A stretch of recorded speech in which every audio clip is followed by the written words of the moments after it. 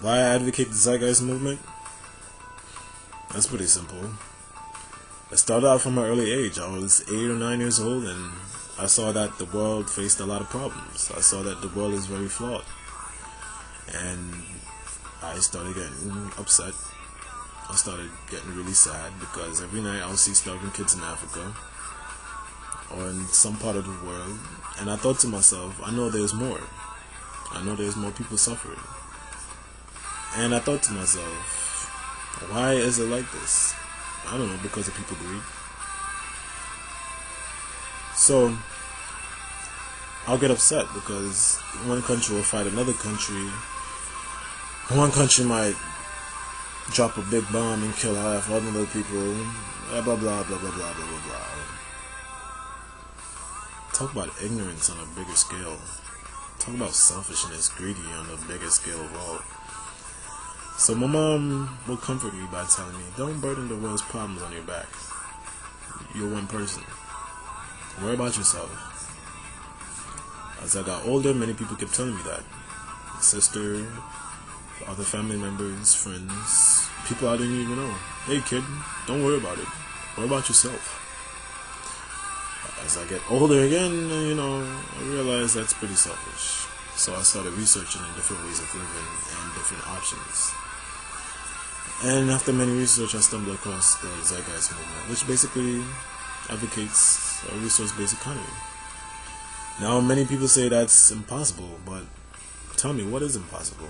I mean, ask that to the guy who invented electricity. Ask that to the guy who made the first flying vehicle. Ask that to the guy who basically touched on the moon.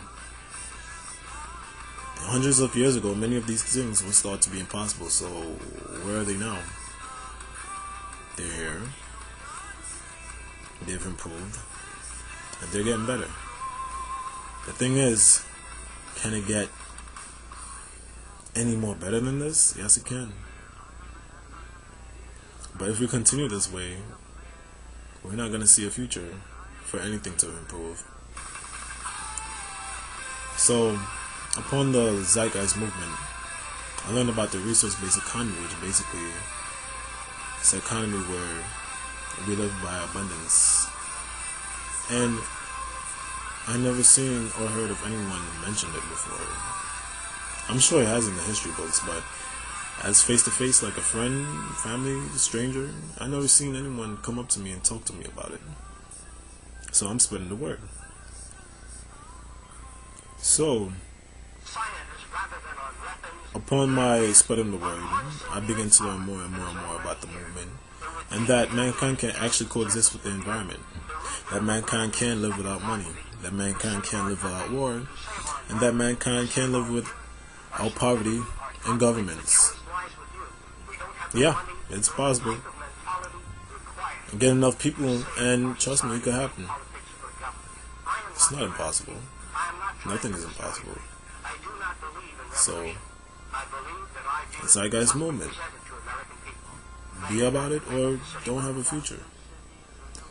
Instead of worrying about today, worry about tomorrow, because tomorrow may not be guaranteed, but tomorrow do provide a possibility.